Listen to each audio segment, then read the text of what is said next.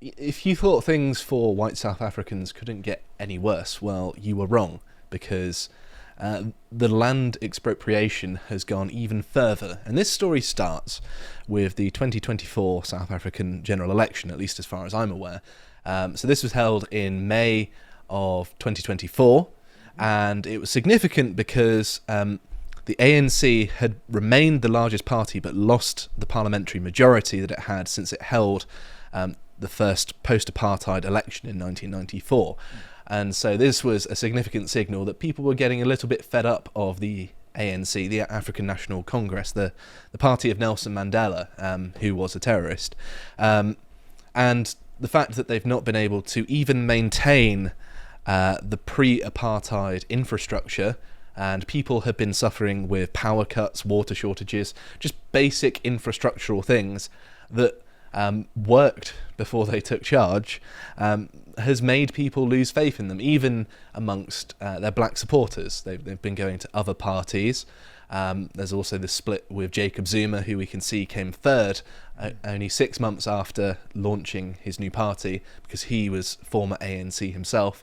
I think the Zulus in particular like him, because I think he is Zulu. I'm not entirely sure. But that's not the focus here. The focus is the fact that they passed this law. And see where Julius Malema came there.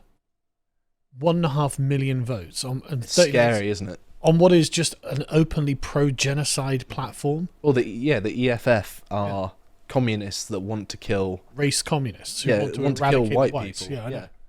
Are these the commies that shout death to the white man? Kill the Boer. And they do their stupid little dance about killing white people. Mm-hmm. It's like, Jesus Christ. How can you live in a country with that? 1.5 million votes. Thanks. Wow. It's nearly 10% of the vote. There's a lesson here, isn't there? In if you're a white minority, your prospects aren't the best, are they? So it's worth mentioning as well, because people will point it out in the comments if I don't, that 2 days before the bill was passed into law, can you guess where Cyril Ramaphosa was? Well, he was at the World Economic Forum.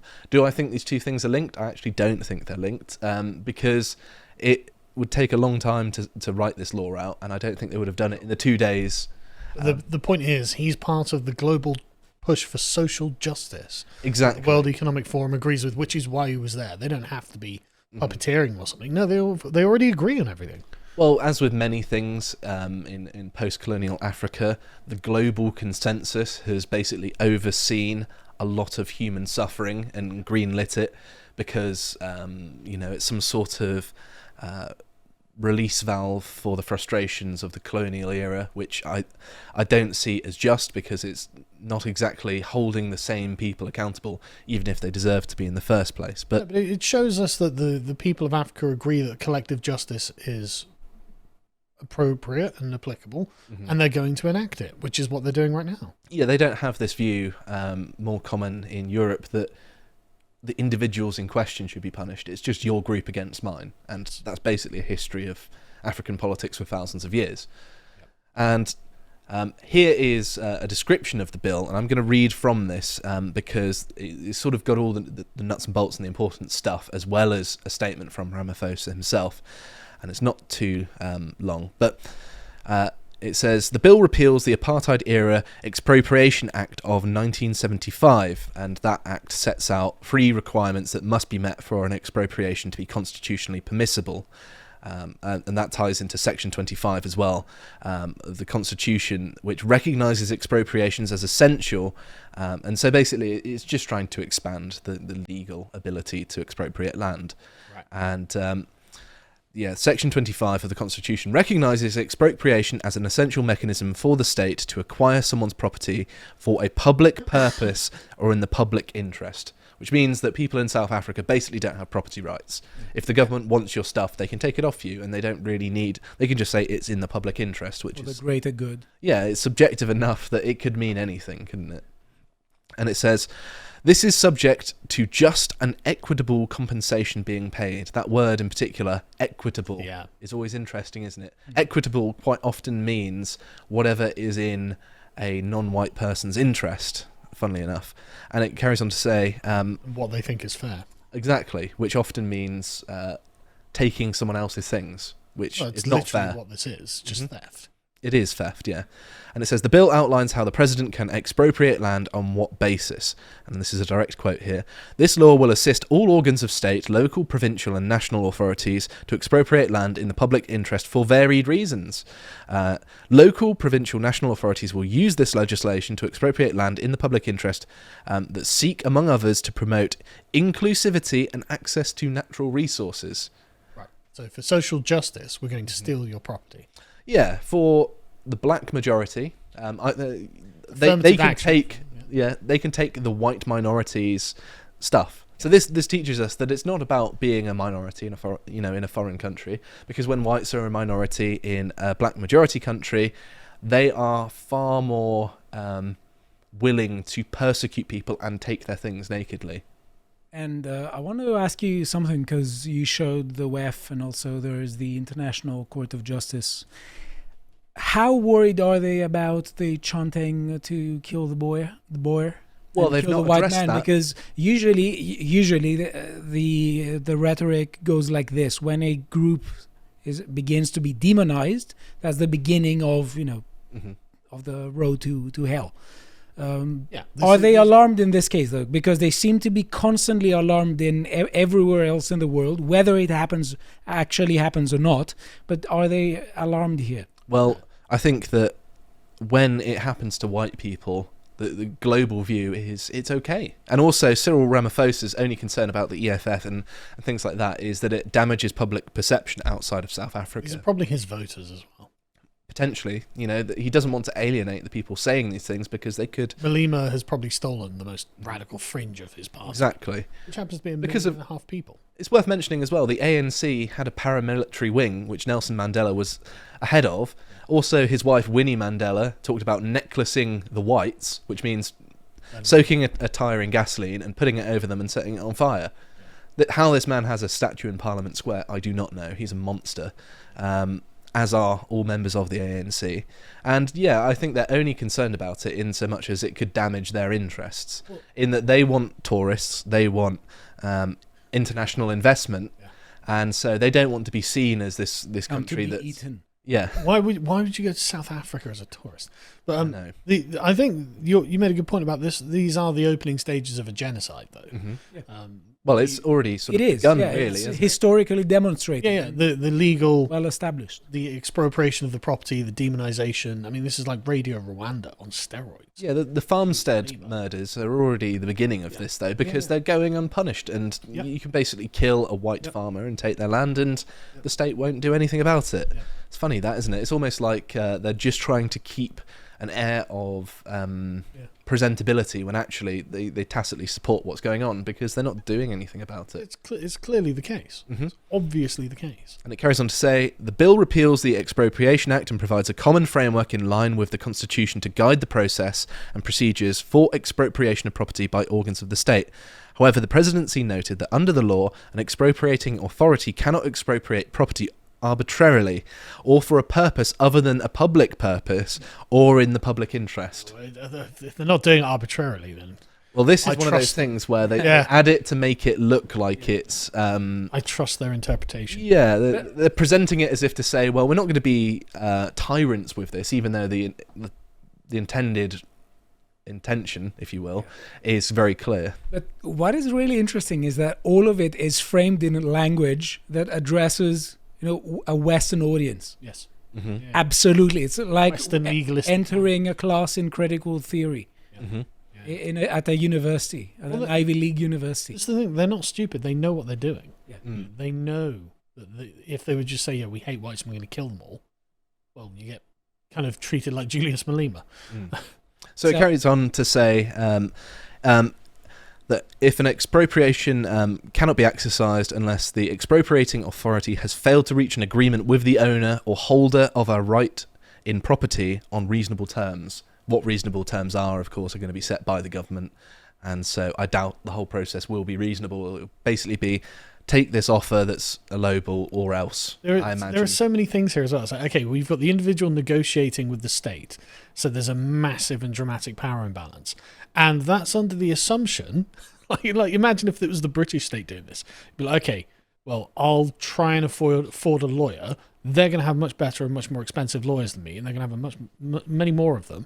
This is going to be a long, difficult, drawn-out thing. And sympathetic courts. And that's the courts might be sympathetic, etc., etc., and that assumes a minimal level of corruption. Right? Mm-hmm. As in, I expect fairly fair dealings with the courts and the state. But now, if you're going to a country where bribery is just the most common way to get things done, I don't see how we could look at that and go, right, that's just going to be some jumped-up government bureaucrat strong-arming people out of their property. How could it be anything else? Well, a government bureaucrat could walk past someone's house and go, "Oh, I like the look of that." Yeah, And the next day, Chavez style. Yeah. the next day they can just take it. Yeah. And it carries on to say, the law also states that disputes be referred for mediation or to appropriate courts, and a government of national unity members, including the DA and VF Plus, attempted to limit the bill's reach by making the regulations only apply to state-owned land, but this did not succeed, which would have been a bit more reasonable. And then it carries on, but I think that's enough. And it's worth mentioning as well, this is all the way back in...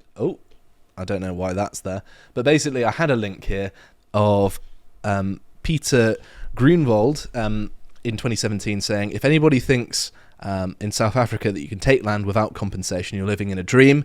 Let's put it quite frankly to you, if you want to start a civil war in South Africa, do that.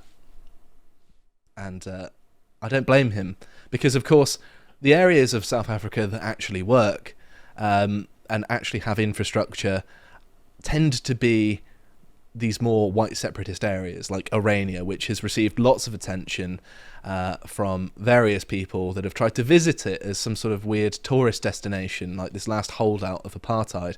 But what it actually is people that whose ancestors helped build South Africa and make it a prosperous nation feel like they shouldn't flee from people tyrannising them, and I've got to respect it. And I don't blame them for wanting to build their own town, because look at how the state treats them. Yeah. I mean, at the end of the day, if the state is literally going to say, I mean, it's literally racist against the white minority. Mm-hmm. I don't know how else. Explicitly, I don't know how else you would just. Yeah, exactly.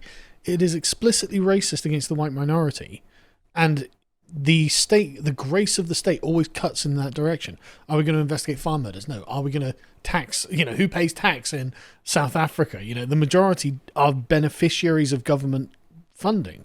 Whereas the whites are, of course, the majority taxpayers. Okay, well, the appropriations, everything else, like it always cuts in one way towards the sort of genocidal perspective. Socialists can never do long-term perspective. No. Of course not.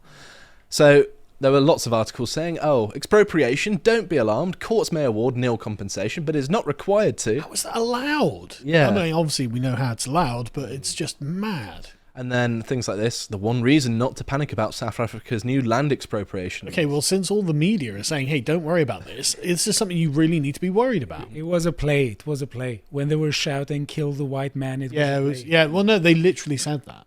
There were articles saying, well, look, let's explain what that actually means. It's like, I think I got the message. So lots of people have obviously been very upset about this in South Africa, and lots of people have been comparing it to Zimbabwe, you can see there. Which is fair. Here, I like this guy's YouTube channel, Zimbabwe 2.0, he says. He's got a big YouTube channel. He talks about mainly China, but also South Africa. Pretty good authority on those things. Here's another one as well. We're all Rhodesians now. Another sort of example. Loads of people are seeing the writing on the wall here because, as we'll be looking at in a second, there is a lesson to be learnt here. There's also this one lady who's... Enjoy. Yeah. She frequently has really good posts. She's part of the Mises Institute, which took me by surprise. Communist thieves and murderers is all they are. Bantus are intent on stealing the Boers' farms. Bantus cannot get the land back because it was never theirs in the first place. They're from the Congo. They just feel all the land in South Africa is theirs because they're black. That's true. You can say that because no. That's demonstrably true. The Boers were in South Africa before the Bantu migration. Mm-hmm. Right. Well, there were other like pastoral nomads and stuff, but they weren't the same ethnic group. Yeah, a lot of them moved to South Africa from other areas. Yeah. It's also worth mentioning as well that the Bantus are originally indigenous, quote unquote, from sort of East Africa, Yeah, more yeah. sort of like Cameroon, Nigeria, Ghana, Yeah, around that. central sort of band of Yeah. Africa. Yeah, they were not from South Africa. So they're not even, they actually migrated to the Congo in the Bantu expansion, so they're not even native to there. No. So that's something worth pointing out. And another thing is this. Oh, really? So just have a little side sort of track, I suppose we can call it, to talk about Rhodesia, because this is the lesson of this whole thing. So Rhodesia, when it existed, had the highest living standards for both blacks and whites in all of Africa. I would argue the living standards were probably higher then than they are now in modern-day Zimbabwe. And it became independent from Britain in 1965 when it was requested to transition to black majority rule, and they argued that the country wasn't ready yet and sought to delay it. And then communist-backed insurgents bombarded the country, black nationalists they're called, but they were funded by the USSR and began doing this from 1964 onwards. And then by 1978, Prime Minister Ian Smith conceded to majority rule, basically because of war weariness and the diplomatic pressure and trade embargo placed on them. It's because they had very little fuel, very little ammunition, because for some reason Britain and the United States decided, what we need to do is strangle this country to death. We betrayed them, basically. Yes, we did. Yeah. And then 1979, Rhodesia was renamed Zimbabwe, and then in 1980 there were land reforms, much like this, where they basically took land from ethnic Europeans and gave it to Africans, is what happened. And then we can see the consequences of this.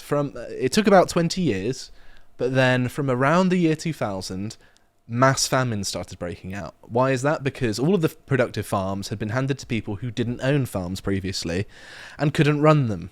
And this one is from 2019. On the verge of man-made starvation. Even The Guardian admitted this, that it's man-made, and it's because of their mismanagement.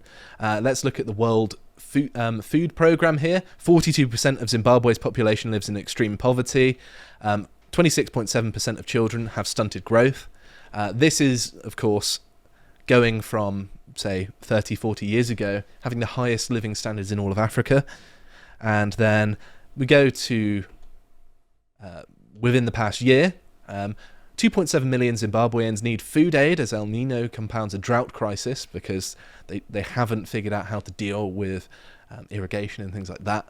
And this was January of 2024, so just under over a year ago, sorry. And then finally, what they've actually had to resort to, which is quite grim really, is they're killing wild animals. So they had to kill 200 elephants to feed communities because they're incapable of sustaining the population by growing their own food, which is really sad that they have to kill elephants basically, which you'd think you would want to protect, but there we go. And there are lots of other animals being killed as well.